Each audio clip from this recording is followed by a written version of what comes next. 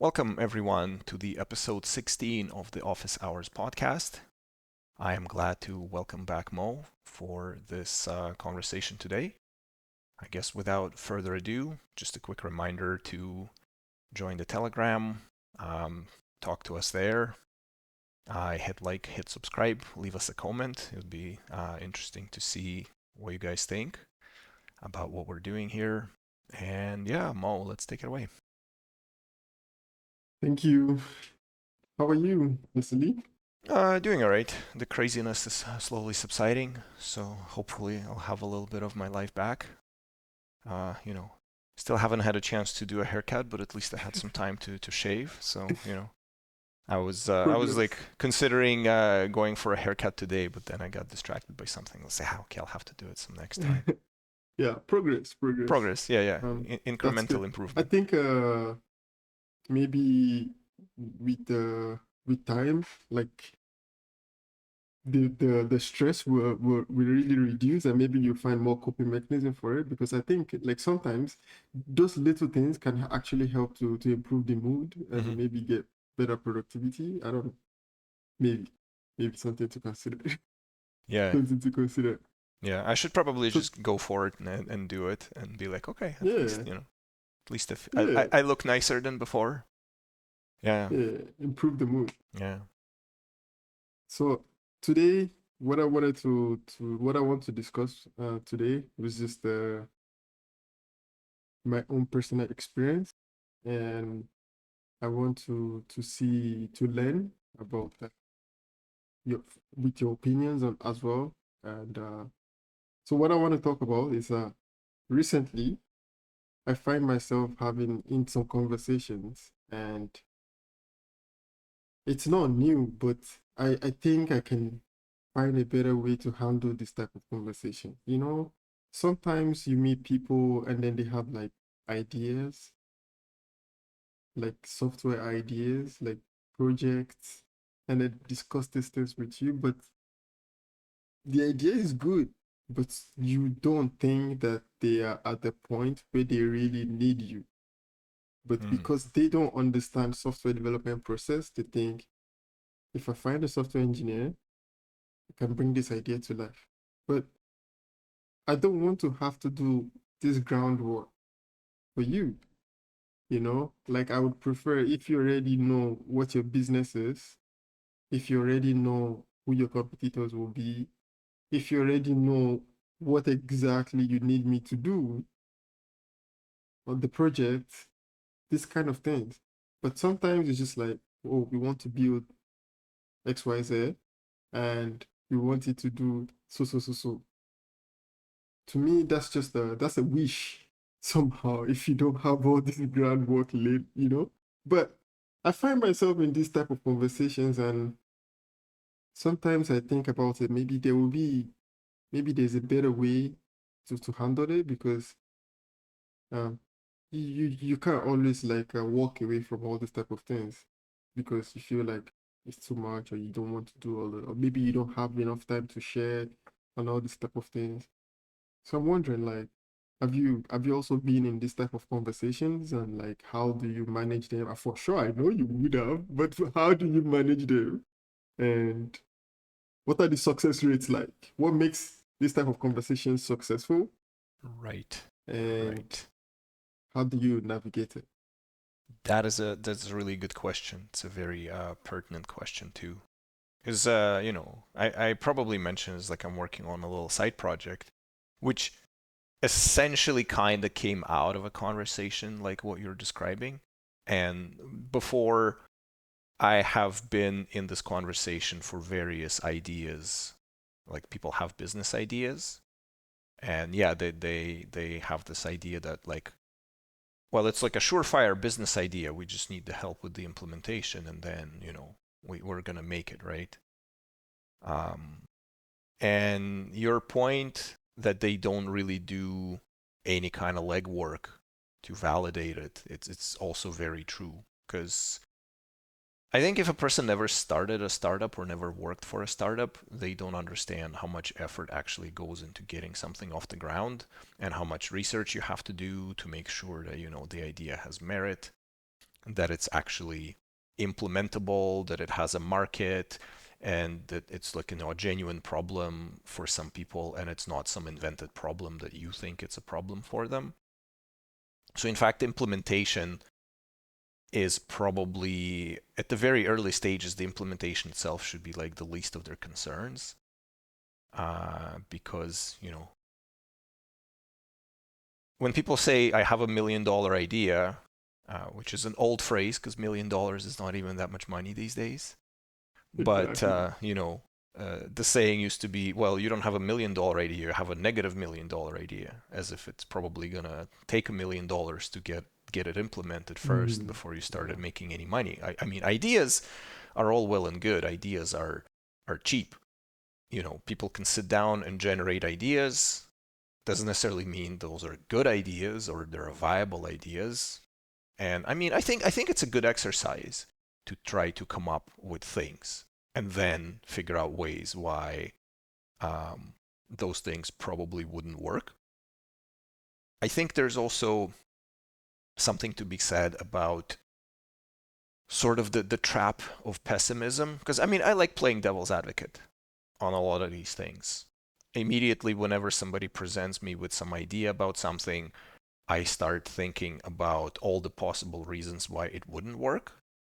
And I think we probably talked about it a little bit before in our conversations Mhm. that, I mean, if it wasn't for, like, there still have to be people to prove all the naysayers wrong,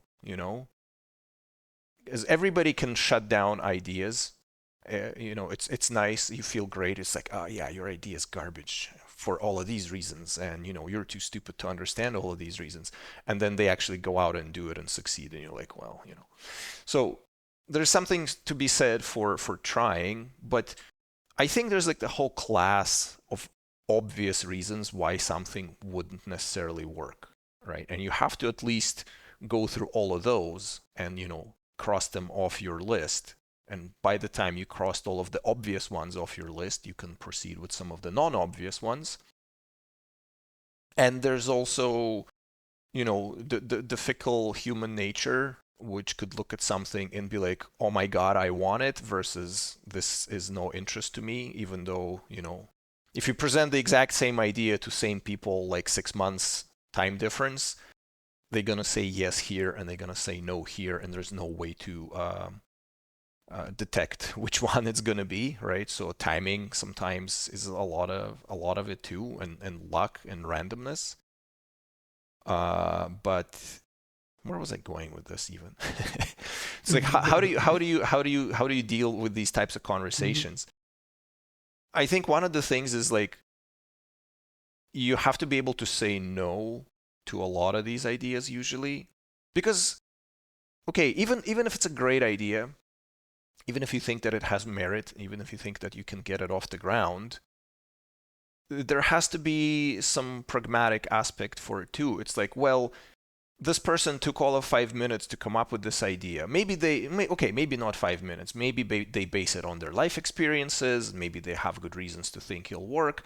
But they ideated for some time and they came up with the idea. And all it takes now is just the implementation. And how hard could it be, right? And because they don't understand the nature of software development, they don't understand how much effort is required. And if it's just some acquaintance and you're talking, you're not going to be like, okay, well, pay me 100K a year, and in a year and a half we might have something here, because they usually are full of enthusiasm and like, oh my god, man, this idea is so great, we're going to totally be rich, so I expect you to do it for free. Basically, is what it boils down to, right? And Yeah. if you're guarding your time and your productivity, the only reasonable answer to that is no, because like, well, you're taking all of the risk on yourself. Like if it doesn't work out, I mean, the person who came up to you, they didn't have anything in the beginning and they don't have anything at the end. So they haven't really lost anything besides a little bit of time. But if you're invested, a year of your life working after hours of your normal work, spending all of this time, and you're left with nothing, that's like a massive opportunity cost that you could have been doing something else. Even if that something else was sitting on your ass watching Netflix, you missed out on Yeah. doing that, right? You could have been doing that. I'm not saying it's necessarily good for you. I'm not necessarily saying it's going to bring you further in life, but there was that option that you could have taken and you didn't take it, and now you have Absolutely. nothing. Okay, maybe you learned something in this experience. Maybe you chose to, pick up some new framework. So you're not going to come out of it completely kind of with less than you went in if you play your cards right. But, based on the statistics of the startup success rate, there's like a 98% chance that it's not going to fly, right? So it's not going to succeed. You may learn something, but you're still going to spend a lot of time, and you probably might have applied yourself in a different area and, made more money from a different project that was actually paying you to do things. Or so that's kind of like a choice you have to make. So if some project comes your way and you're like, yes, I feel it, I sense that it has a great opportunity for success, it has like all of the good things going for it, I am willing to commit my time to doing it. Versus, yeah, it seems like a cool idea, I guess, right? Like, so, I don't know. We've been in, yeah, well, who cares? I don't think we're still in the YouTube's 15-minute limit, but, if it's not a fuck yeah, then it's a no, right? Yeah, If it's absolutely. like a yeah, then it's a no. Like it has to be a strong like fuck yeah, let's do this, and then that's when you would like start considering more seriously ideas like that. But so yeah, I agree with you with like the hockey, the my bad, like the being sure of like the yes, but how do you even get to that point? Because, say for example, I I I was in a conversation recently, the one that led to me thinking about it, and you presented the project. Interestingly, it makes sense, but like in my head, I can think of it like a good idea, you know, but it's still in the idea phase. And the person talking to me does not seem to know how to get it from the idea phase to the part where we are talking about how to implement it. So, for example, I wouldn't call myself a business developer or something like this. I, I, I, I wouldn't sell myself like this. So I'm a software engineer, and like when it comes to like implementing the actual idea, maybe then I can come in, like I don't think I want to do the work of like um investigating competitors or like the business itself or looking for how to fund the project. Because one funny thing in the conversation I had was like I asked the person like, how do you intend to fund this project? And he told me like we were just gonna build something small. That statement actually got to me. It got me a bit triggered because when you said something small, what is something small? Like how do you measure this small? He said we will build something small and then we'll take it to the client, and then the client will pay for it. Are they waiting for this something small? Because if they are not waiting, what if in the process of building, someone else they already found something else? Or what if they don't even like the something small that we built? So we've wasted time and resources, and now we're just gonna be stranded together. I don't want to be in this. Because for me, the way I see it is like if we're like friends, like oh friends, and maybe we can do like a group thing together, just hobby, make it a hobby project. But if you are actually coming to me because you think I can help you to build the project, but you don't have all these things, Do you have a template that you use for this type of things? Because I don't even know where to start from. Even if I want to take it on because I think it's a good idea, I'm not too sure where to start from. Like, do you get the point? Like, Yeah, do you yeah, yeah. understand? I see what you're saying. In terms of whether or not I have a template, no, not really. I'm probably on the same side as you when it comes to business development, though, you know, I went through some courses that it was like it was some government, provincial government sort of thing that combines like a startup incubator and one thing or the other. I don't Mm. remember what it was called. It was like BC Business Development or something like that, something local. And they had this course for people who want to kind of start their own business. And they were basically talking about a lot of these things, like identifying your market, identifying like who's the target audience for your product, like doing all of this research. It happened a bunch of years back, so I have some concepts sort of flying around in my head about the things that need to be done. I think that a lot of that research, in terms of all of the boxes that you need to sort of check off your checklist before you sort of get there, they do exist. Maybe they don't exist for free, but I'm pretty sure they do exist. It would be actually an interesting exercise to actually search for one. Because again, even for the project we're building right now, my friends and I, is we have a vague sense that it would work. But again, we haven't really done a very kind of rigorous research. So Mm. in this case, I mean, I said no to a plenty of projects, but this one, I was kind of very enthusiastic about it. So, I said yes, and now I'm spending all of my hours coding in the evenings, you know. So Yeah. I'm hoping that it'll work out. And I have some reasons to believe that it will. It probably could benefit from a little bit more rigorous research. But the fact is that like it's a very, very, very, very specific niche, and we currently have no competition in this area. So even if we do a crap job, it still has a decent chance of at least getting somewhere. And we can iterate on it later on. So yeah, there is a template you can follow. You have to look at your market. You have to look at your competitive advantage. You have to figure out what you're selling, who you're selling it to. One key thing is that maybe the users of your product are not the people who are buying your product, which is very common in enterprise. For instance, like we use some tools on a daily, but we're not the ones footing the bill. So you would have no problem selling it to us, the tool, for instance.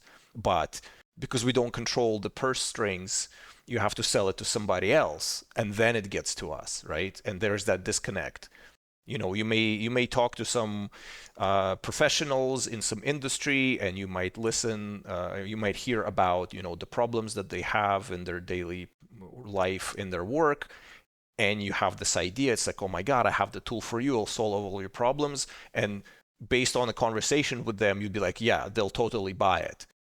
But if they work for a big organization, they're not the ones who's going to be signing the statement and the invoice, right? So you think you can sell it because they will buy it, but you're not selling it to them. They're the end user, but you're selling it to somebody else, and you have to convince that person that it's a worthwhile investment of their money, which is two different people. They don't talk the same language necessarily. And that's a lot of the complications come, I think, in this area where you misdiagnose who you're selling it to. And yeah, I think the other thing too is if you're going to be sort of jumping on board with a project like that, one good sign is that if the person coming to you is on this thing like 24/7. If they just voiced this idea and said, wouldn't it be cool to build this? Yeah, maybe. But if you see them sort of what's the expression goes, digging the ground with their face, trying to find something underneath it every day, okay, they're invested. If they're investing, they should be investing as much time, if not more, of their own. So if you see that, you can kind of have some, at least, okay, at least, it's not just you doing all of the work, and then they come in and say, well, it was my idea, so I'm entitled to, 50%, 75%, 99%, whatever, right? The other thing too is a lot of times what people forget in these arrangements, as as mercantile and as sort of gold diggy as it sounds, but you have to identify the stakeholders and how much they invest into it and what the shares are in this new enterprise in case it succeeds. Most of the time, it's likely not going to succeed. That's just statistically how it is. In which case, if anything you lost was your time, well, you're not going to get compensated for that. So, better acquire the most experience possible as you're doing it, so at least you come out with something on the other end. If it does succeed on the other side, you don't want to be in a fight and bicker about who gets what and how much and all that kind of stuff. Like that, those type of questions best be solved on the shore before you jump into the boat and start rowing in the middle of the ocean. And if you're doing it with friends, it's a very uncomfortable conversation, very uncomfortable, but I feel like it also needs to be done just for sort of sanity of everyone involved. Because I've seen the situation where it starts like, well, I did this much and you didn't do that much. I did this much, you didn't do enough. So I feel like I should be entitled for more. And it just like it destroys your relationships with friends. In general, I would say don't work with your friends, especially on projects like this, because worst case scenario, not only you're gonna waste time, you're also gonna lose the friendship. So it's these things are known to happen, and you kind of have to be very, very cautious about it, especially in a situation where, you know, let's say it did succeed, you turned it into a company, and now, some hierarchy is going to form, and at some point in time, you're going to end up having to pull rank on your friends, and they're not going to be ready for that. And the friendship is going to get strained. So figure it out. Like, is it worth it in the end? Maybe it is, maybe it isn't. Maybe you can sort of navigate away all of those obstacles, but they are definitely, definitely present. And it may be kind of silly to, count the chickens before they hatch, because in a sense that's what it is, right? You're planning for this contingency where you do succeed. But, it's better to have that plan, because if you fail, then who cares? All of that went out the window. Maybe, you spent some time, maybe you had some fun, maybe you didn't, maybe you had some sleepless nights. And especially if it reaches the stage where you actually have to invest actual money into it. Because time, it's kind of a little bit more nebulous. Okay, you spend a couple hours every day writing some code, fair enough. But, I worked on a startup before with our friends, and I wouldn't say, like, it didn't succeed for various reasons. I wouldn't say that it necessarily like torpedoed our friendship. We were not like bitter at one another or anything like that. We still keep in touch. But there was a period when we were investing our own money, and we thought that it would make sense. But now, in retrospect, we probably could have avoided all of that. It wasn't really necessary. Like renting a desk at a co-working space so we can get together and work on a project. It made sense, like, oh well, if we're there, we're kind of committed. We're like working on a project and stuff like that. But at the same time, it was like hundreds of dollars every month neither of us had really, and could have be done away with, right? So the other thing is you have to try to do it with least amount of investment of actual money unless absolutely necessary, because again, chances are it's going to fail and you're never going to recoup that, so you have to be willing to lose that as well. But so in all of this, one thing I'm curious about is how do you even do the negotiation? So, for example, there will be a because at the end of the day, it's business, right? Mm-hmm. How do you get to the negotiation part? in a scenario where the person does not even know how the business will be funded, or like how to even sell the idea to make money from it. Yeah. I How think do I you get to think the part? that I think that if the person doesn't have that, it's probably not like there's no point in even starting that conversation. You know, you can ask for homework, right? It's like, you know, the most basic thing is like, do you have a business plan? Like actual written Yeah, document. Do you have a business plan? Because if you don't even have a business plan, it's like what are we even talking about, right? The other thing too is if you're entering this enterprise with multiple people, all of the people in that arrangement must be necessary. Like if you have one guy doing business development, you have one guy doing code, one guy is doing marketing, and they're all fully committed to their areas, fine. But if you have a guy who's doing business and marketing and you're doing code and there's this third guy who's just sort of in an in group and he kind of hangs around and like throws some ideas every now and then and he's like not like fully committed to it, the chances are he still might pretend to 30% at the end of it, right? So like the people who are there must be necessary and they have to kind of you have to identify their areas of responsibility that they're going to be taking, and you have to actually all of you effectively have to monitor what everybody else is doing, maybe not to like a very intimate level, but at least just keeping everyone in check, right? So that because if you're negotiating, I think in the beginning it's really really hard to determine exactly how much everyone's contribution is worth. Right? It's very unclear. So basically in the beginning it's all usually equal shares. And if it's something small but critical, it might make more sense to pay the person for the work for that small bit that you need and not necessarily bring them on fully on board for that small piece and then they just sit around twirling their thumbs, right? It's just like again, like why would you do that? And you know, some people might not be satisfied with that because, you know, in a startup, everybody dreams of it hitting it big, and then, you know, you have your 30% of shares, and, you know, you're a millionaire and whatever.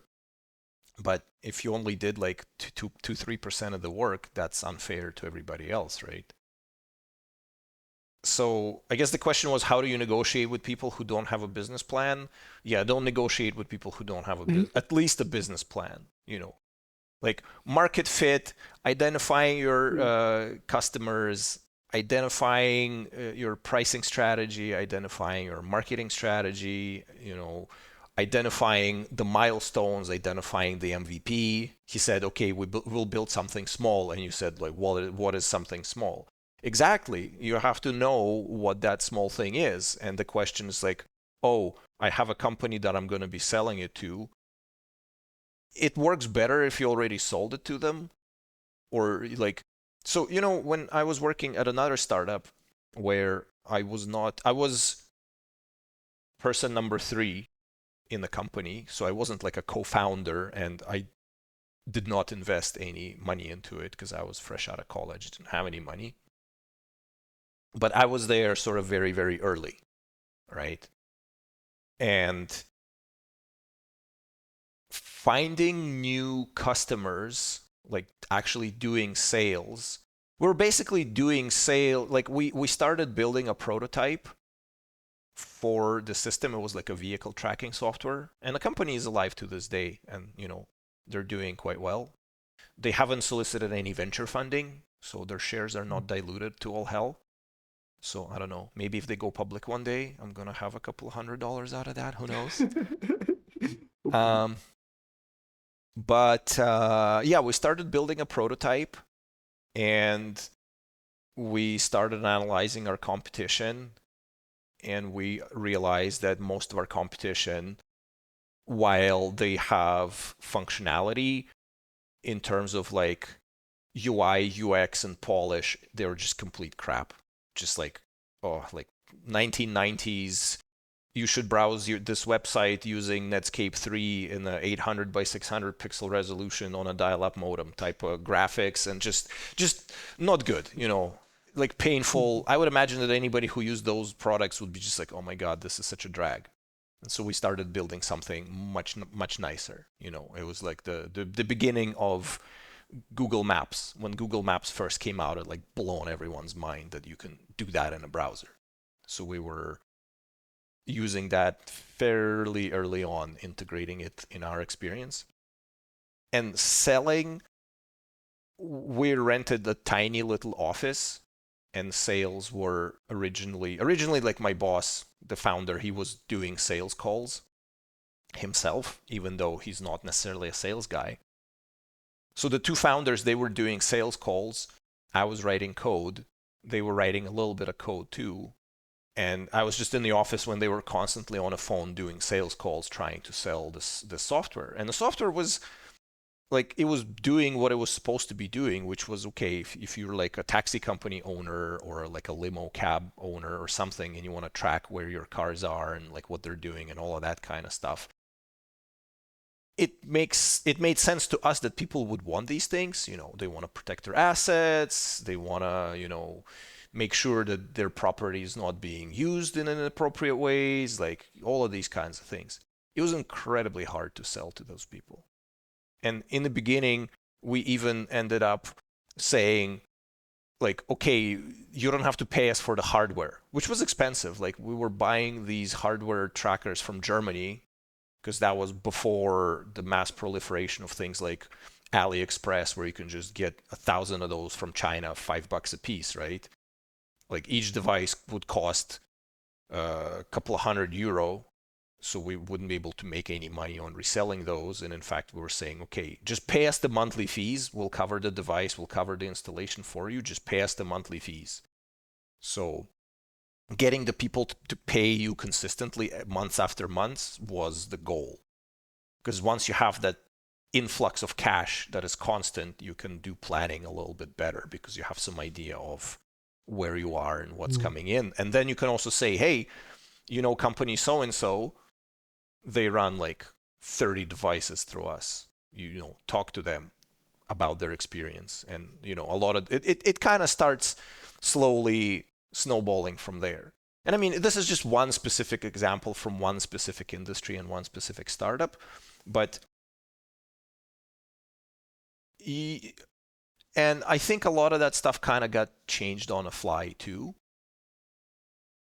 But still, there was an idea and there was a plan, and there was like a lot. Maybe I haven't seen everything that went into it in terms of analyzing the market, because I mostly seen it from the like developers point of view, and I wasn't particularly interested in startups or entrepreneurship, so I mostly wasn't even paying attention to these things. But yeah, like unless a lot of that homework happens before you get to actual implementation, there's no point in even starting. And the other thing too is you have to be able to, because once you start writing code, to change halfway through, you know how that goes, right? New requirement come Yeah, of in, course. blows everything out the water, Yeah, the yeah. architecture you picked no longer applies. So Mhm. the more sort of mental massaging you do and try to identify different possible scenarios of how this thing might look like before you commit to actually writing stuff, the better, because changing it at that stage is free. So, um, yeah, I don't know. It's kind of like assorted bits and pieces. I hope they all kind of fit into a Yeah, big picture yeah, type thing. yeah. So for me now, I'm wondering like, if they don't have a business plan, for sure they don't have like a clear um description of the requirements that they have. But in a scenario where like even you think it's a good idea, and if everything was good, you would actually want to do it, right? But now they don't have the groundwork. but you would like to do something like this, you know? How do you, what do you do in Mm, this kind of, so like I come to you, I tell you like, I want to build an application to fly vehicles at 8 p.m. This is random, right? mm. But I don't even know anything about flying cars. I don't know anything. I'm not even, hypothetically, I'm not even technical. I'm just telling you, and I'm telling you like it's a good idea. Nobody's doing it right now. And now I'm selling it so well to you to the point where like you're also thinking about it, but you're looking at me like I don't have a plan. Like, what am I? So now, but you also think it's good. What do you do next in this moment? How many people got, pulled into working for some startup with shit pay because of the promise of, oh, you're gonna have shares in the company, and one day once we hit it big, you're gonna be a millionaire. I Yeah, mean, we've all been there. this is the startup dream, right? That's what's being sort of advertised through the space. You look Mhm. at movies like the Social Network and like the Silicon Valley or whatever, and all of that idea that, oh, you're gonna join a startup and you're gonna hit it massive.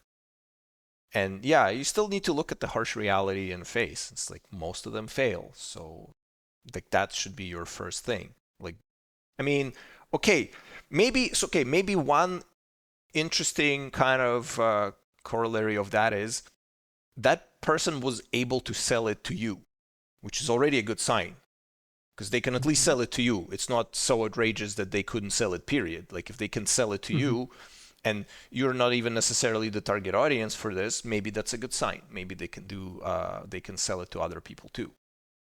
Um, and there's definitely that feeling of like hype when you discuss it. You visualize how great it's gonna be, right? You never Mhm. visualize all of the boring, grueling steps in between, right? And you can get like really really The butterflies. enthusiastic. Yeah, yeah, you can get really enthusiastic on that alone and be like, yeah, hell yeah, let's do this, right? Which was kind of like the startup that we were doing with my friends before. It seemed like a cool idea, and um, I was in a period of my life where I wasn't particularly satisfied with my full-time job at the time, so that seemed like this kind of cool escape from that.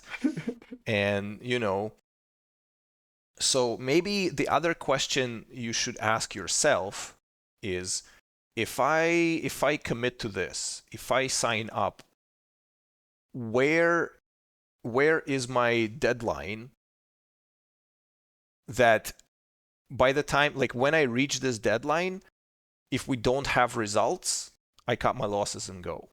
And you have to figure out, like, it's kind of like establishing your own runway for it.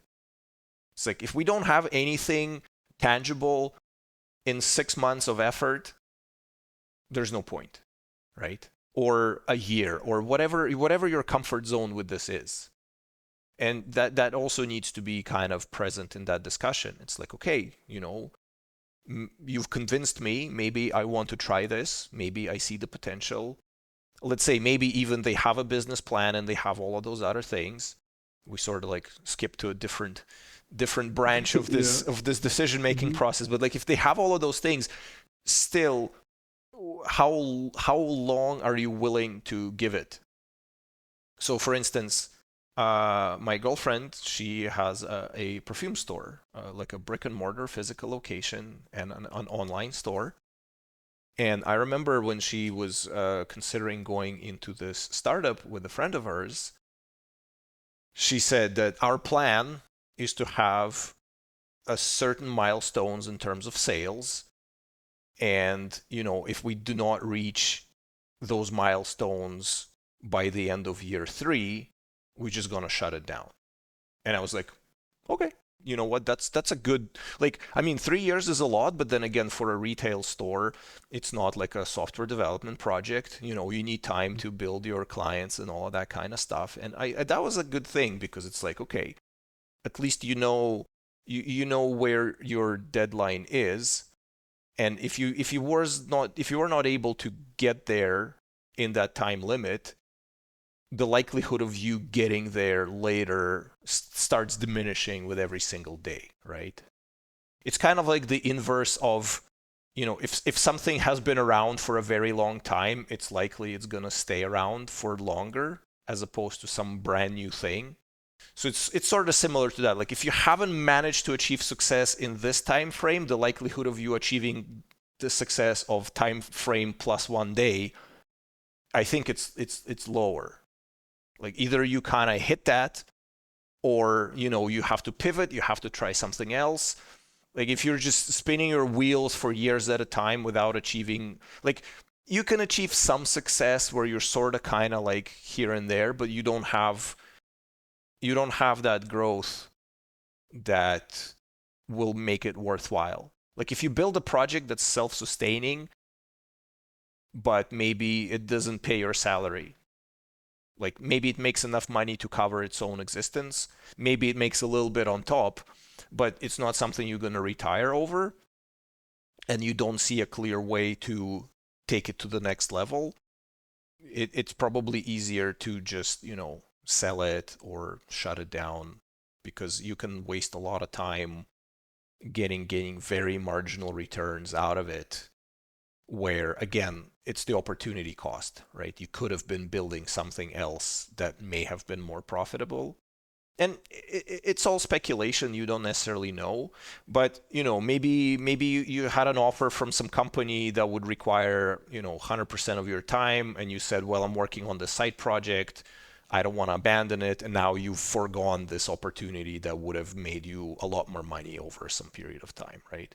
Like you have to consider these things too. So if I understand what you're suggesting, you're suggesting like if you get to that point where you convince me, that's a good point. That's a good sign, and maybe I can make a plan for myself. Like I would do this for a certain period of time and then see how it goes. But the thing is, like, I've tried this before, right? And the way it went was that I got a bit when you go through situations with people, you build some bonds. Not necessarily good bonds, but there is a bond. Just because you have suffered together and then you've gone through things together. So like in that moment, it started feeling like a breakup, you know? It no longer felt like a business decision. It felt like, oh, so you're going to just walk away and let me do all of this by myself, this kind of thing. So it's like an emotional blackmail, you know? I'm not sure. I learned from this, and I think like this is something that um I don't think will happen again because I would intentionally protect myself from this. But in a case where like you already know that, I think one of the things I've learned from our conversation so far is that you just have to see the person's attitude towards the project too, because if the person is also putting in a good effort, then there is a chance that you will be able to get somewhere.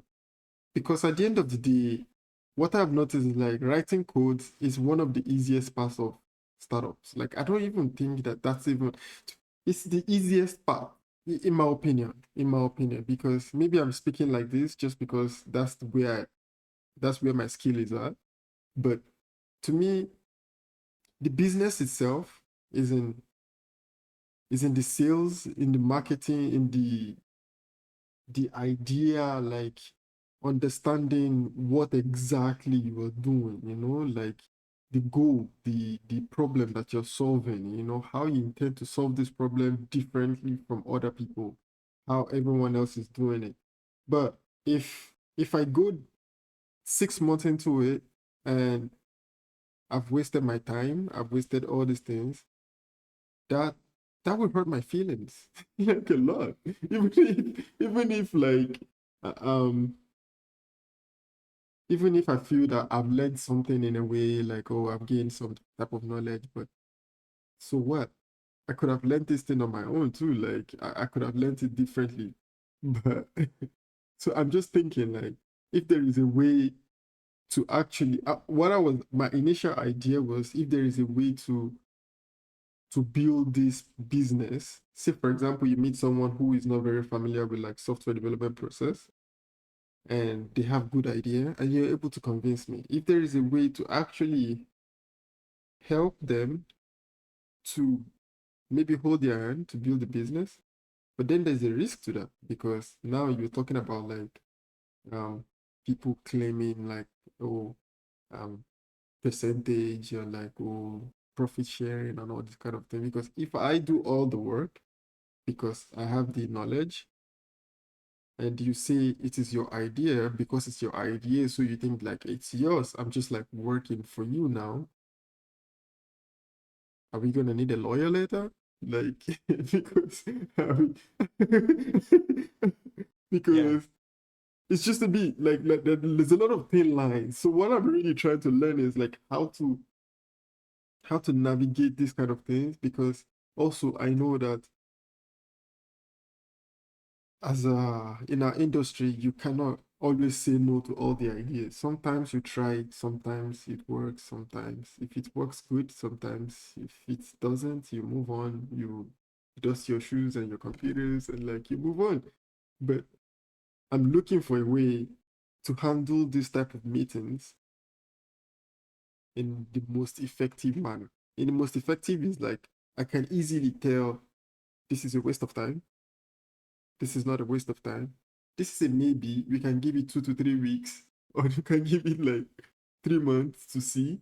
But just like a formula, really to, Right. to, to navigate this So world. there is a formula. I don't remember what is it. What is the name of it? There's a name of a person associated with this, but it's like 90% of things are crap. So Not the other already 10%. nine out of 10 ideas coming your way are gonna be garbage, right? And That's so good. yeah, Fantastic. I think okay. So when opportunity presents itself, it would be probably impolite to close the door in its face immediately, right? Like you have to at least hear what the person has to say. I think that by default, the answer to pretty much 99% of those things is just no. It's like, thank you, but I'm not interested. I'm busy elsewhere. You don't even necessarily have to say, I don't think it's gonna work. It's not gonna work, or this or that. It's just like, sorry, no time No, right thank now. you. No, thank you. Yeah. Again, it's it's like if you say no and they go away, and that's the end of it, and so you never know.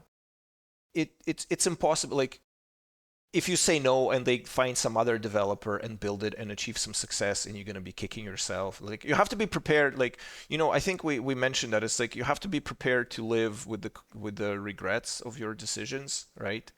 So Yes. once you say no, you just let it go entirely, and if they achieve success, good for them.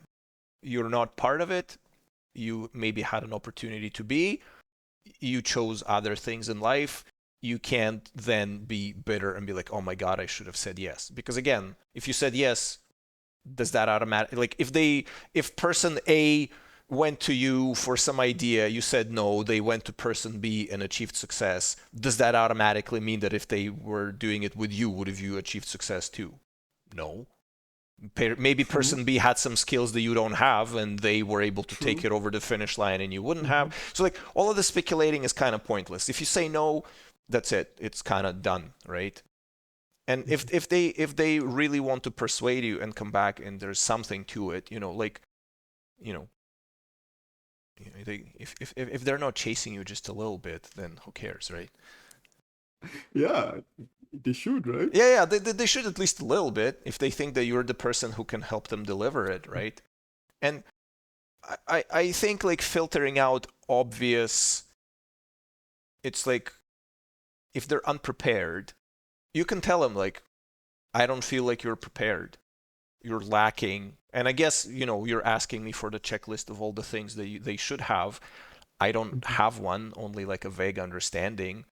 But the things that we mentioned, like business plan, market research, competition research, how much are they gonna sell, who they gonna sell it to, what's like the total addressable market, like what's the theoretical ceiling on how much money they can make if everybody they sell it to decides to buy it.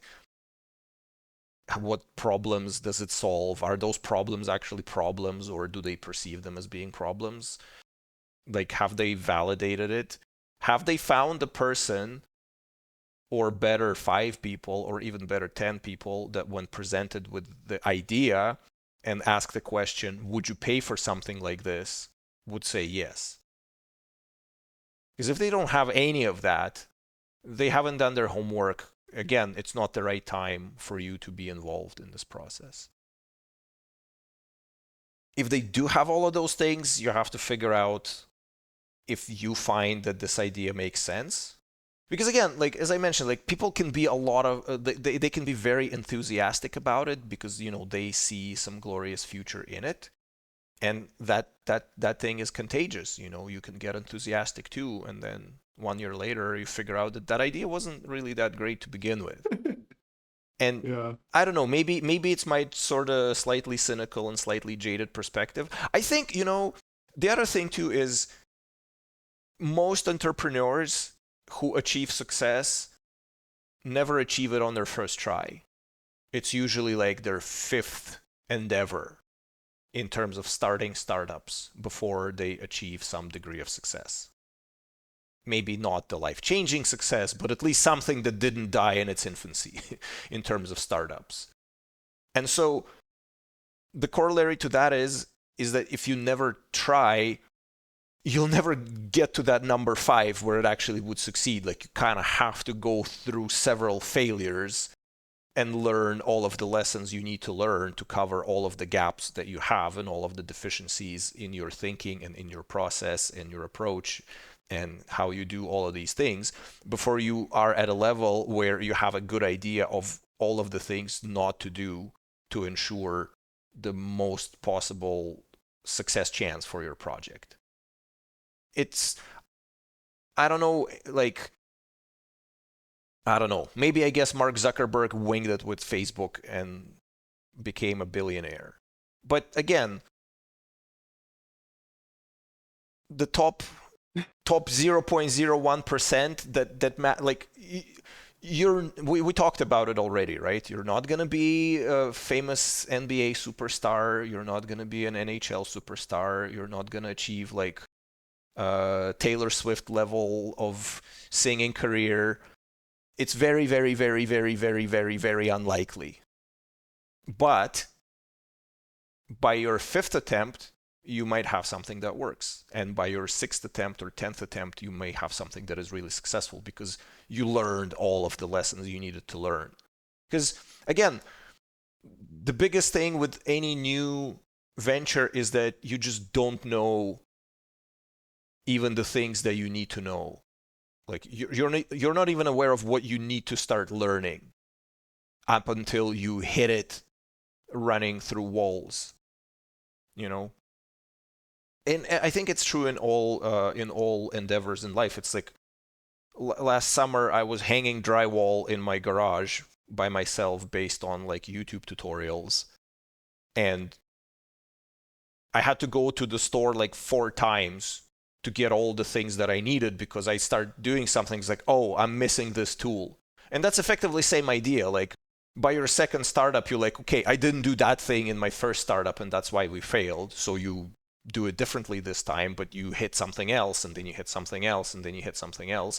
And eventually you kind of have this well-rounded picture of all of the things that you must have to give yourself a good chance. It doesn't guarantee success, but at least it prevents you from, stupid mistake number 255 that every startup is doing in some time in their life, right? Yeah. But so now this is the second part for me, yeah? Do you think I remember some time ago, like I had the plan to go to take like some business classes and all these things. Do you think in today's world it is an asset or like a good to have for software engineers to also have like business knowledge? I'm asking this because I know it's not even common for like a lot of people in this industry that work like this to think of themselves as potential entrepreneurs or like potential like startup whatnot. But do you think it's a good skill to have if you have a certain level of technical experience, adding business knowledge to it, and business knowledge not just like random business knowledge, but business knowledge that can be taken up to like startups, like that you can build an idea from. I'm asking this because I remember part of the curriculum as at the time I was in school, part of the curriculum was like somehow we learned a bit about like project management. And I remember like even in bachelor's, I remember we also did some economics and accounting. And but but I'm just wondering, like this type of knowledge, if it was part of the curriculum at the time, do you think it's a good to have? Because I'm thinking of it myself, like even if it's not other people coming to me, sometimes I even have my own ideas too, and then I'm wondering like, oh, I don't even want to go to it because I don't want to do this hard work myself. I'd rather have someone else do it than I'm to gonna I'm gonna answer your question with another question. yeah.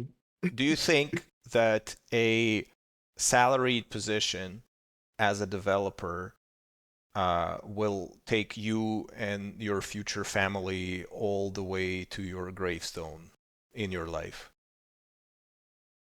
You know the answer, Vasili. You know for sure.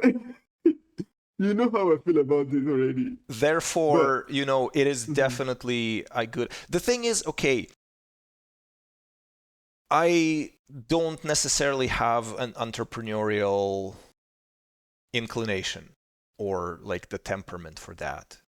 It's not something that I necessarily enjoy. I know some people that enjoy it very much, but just because I don't enjoy it does not mean I can't learn the skills to do it, right? And then later on apply those skills for my benefit.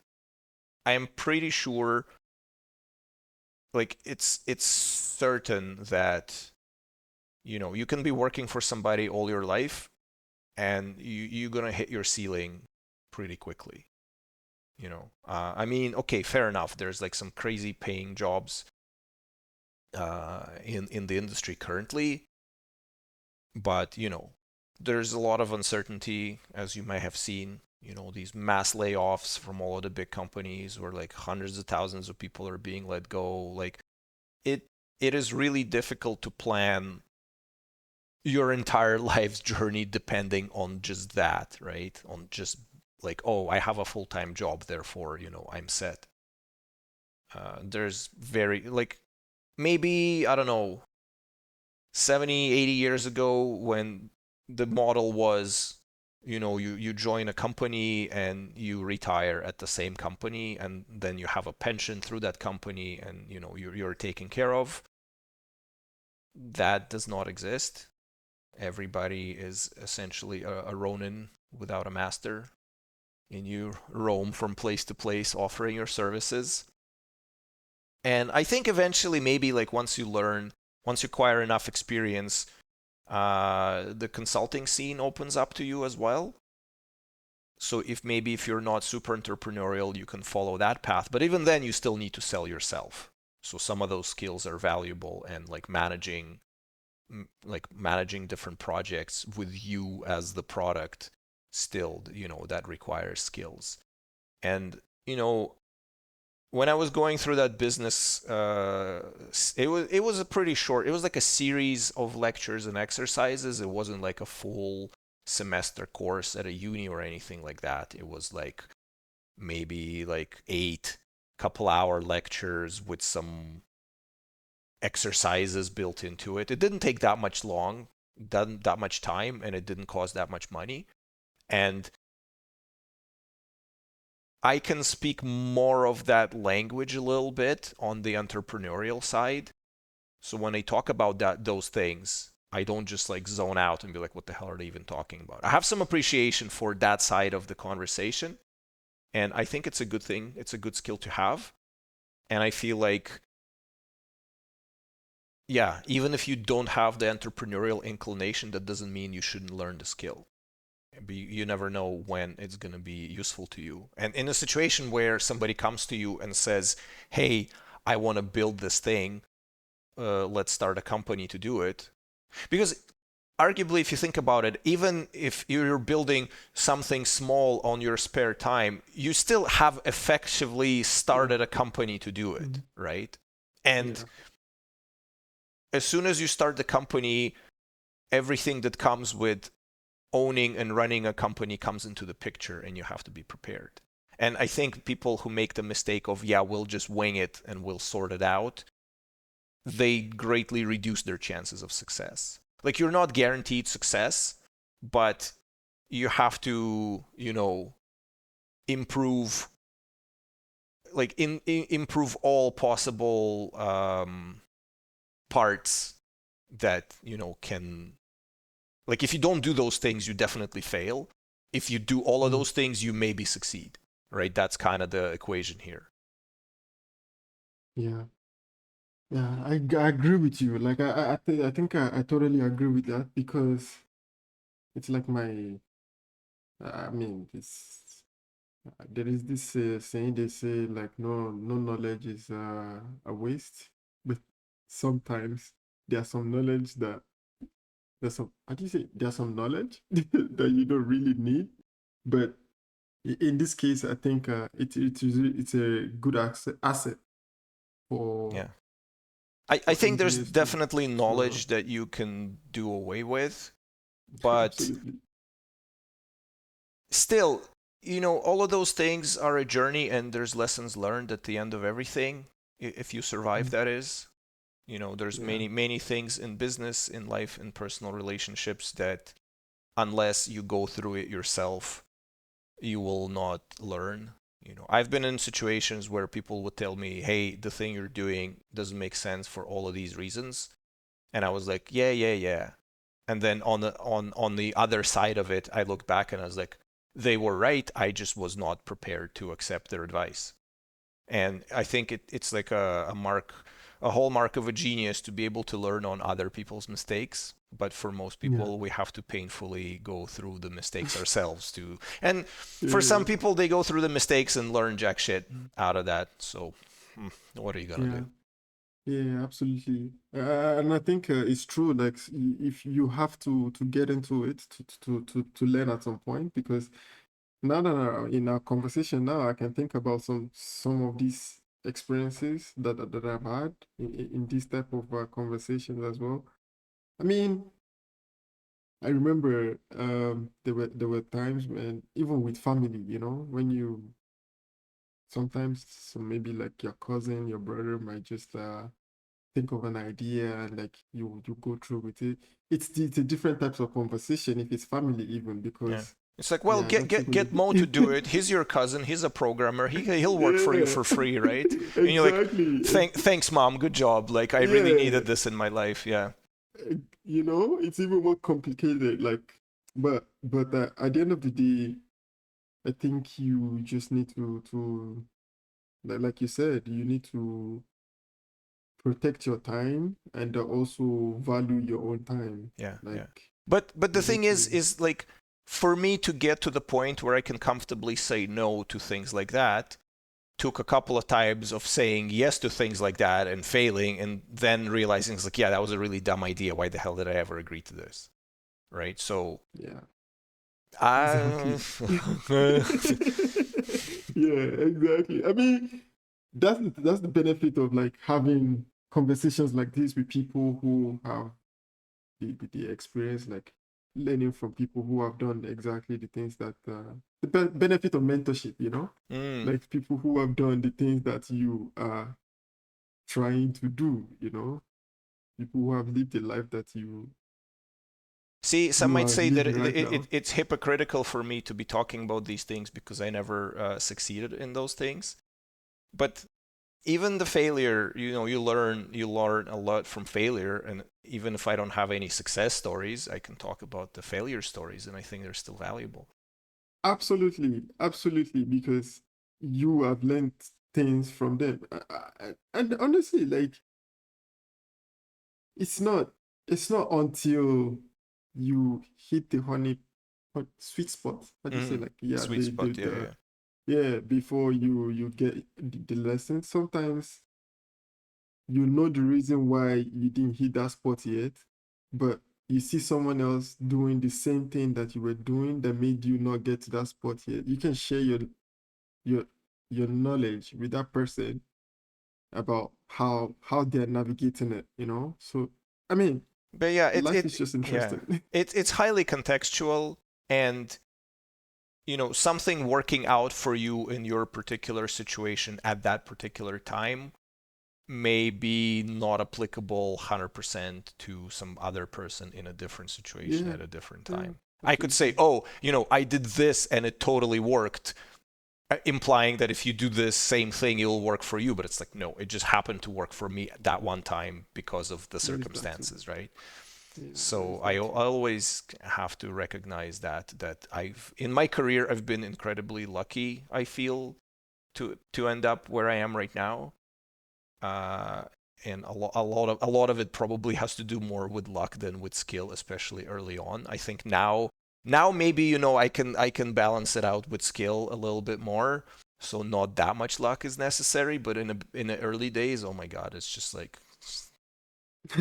things Yeah. were happening, and I was like, okay, I guess this is happening now. So Yeah, yeah, yeah.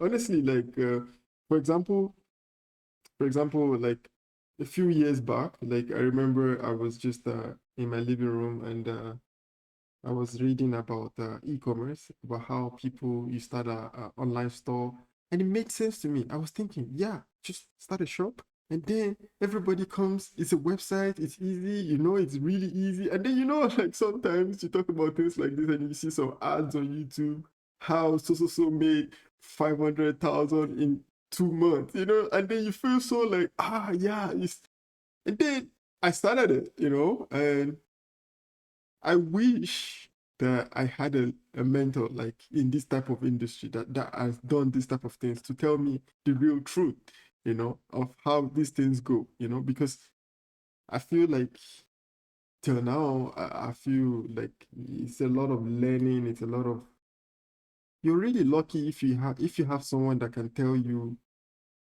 right. how they do things. But I mean, I feel like it's a it's blessing. yeah, it's true, but there's something to be said for learning it the hard way too, because it's it would be really tempting to say, oh, I am responsible for this person's success because of my advice, because they did or did not do something based on what I told them. But again, that is BS, right? I could have, like, maybe if we had that relationship early on when you were about to go into the e-store, and I would be like, oh ma, that's such a stupid idea, don't do it, and you would not have done it, and you wouldn't have learned anything about it as a result, and like your experience would have been different. But was that a good advice from me to you at that point in time, or is that a bad, like, you never know, right? It's just a Yeah, complete true, coin toss. true, yeah, Or true. I would have said, yeah, man, you should totally go for it. And then, I don't know, you invested half of your money and lost it all. And then now I'm suddenly responsible for that. It's like, I don't I'm want that coming to either. you with my lawyers. Yeah, exactly, right? So, Yeah, but true, true. yeah, the other thing too is if you have that personal experience, Mm, sometimes we talk a little bit about like imposter syndrome in the context of mhm, working in IT, right? You mhm. feel like you don't know Yeah, anything, right? But it's the same thing here. Like now, if you talk to somebody about your experiences in starting your own store online, you might feel like you haven't really learned anything. But once you start talking to other people and realize like, oh, I went through that. I do have some knowledge It's that this true. person doesn't have, right? So that It's experience true. was It's ultimately true. useful, right? Yeah, that's So true. yeah, I mean, That's actually true. yeah, whatever doesn't kill you makes you stronger, as the saying Yeah, goes. Yeah. yeah, true. If you have like one leg, one arm left, at least you're stronger, no? Have you heard a But joke anyway, about a guy with only left arm and or without the left arm and the left leg? He's all right now. oh yeah, Oh, that's a good one. yeah, that's He only has like he's all right. Oh, yeah, yeah, yeah. that's a the good one. the ultimate dad joke, you know. Yeah. Well, there was one other thing that I was gonna say that I forgot with all of the Oh, shenanigans. what's that? Yeah, I can't remember now. It is You put it forever in the gone. second episode. In the Yeah, we'll next put it in the episode. next episode. Exactly. Nice one. So yeah, Anyway, like I guess the to make a synopsis of all of this, most ideas you're gonna be facing with are gonna be dumb ideas that are not worth it. Some ideas are gonna be there that are worth it, but likely are gonna fail. But you know, if you never fail if you never try, and to get to success, you probably have to fail a bunch first, and that's inevitable. So don't be afraid of failure, but set reasonable timelines for when to cut your losses and go and try something else and fail in other exciting and creative ways. fantastic. Thank you. Thank you very much, Vasili. Thank you. So yeah, that's those are the things I wanted to talk about today. Uh, thank you again for your time. It's really always nice chatting with you. You bring the best, the Oh, best opinions, too I'm and you give flattered. it your best. No, my You give it your opinions. My best. opinions are okay. I'm pretty sure there's people with better You're opinion. doing pretty good. The marketplace of opinions is diverse. So yeah, Valors. yes. Thank you everyone for joining us. Leave your thoughts down below in the comments or join the Telegram. We can discuss it there. And at that point, Mo, I have an exciting project I'd like to sell you so you can work for me for free. You need my lawyers. I need to talk to my lawyers first. Okay. Thank you everybody and have a great day. Goodbye. All right, bye.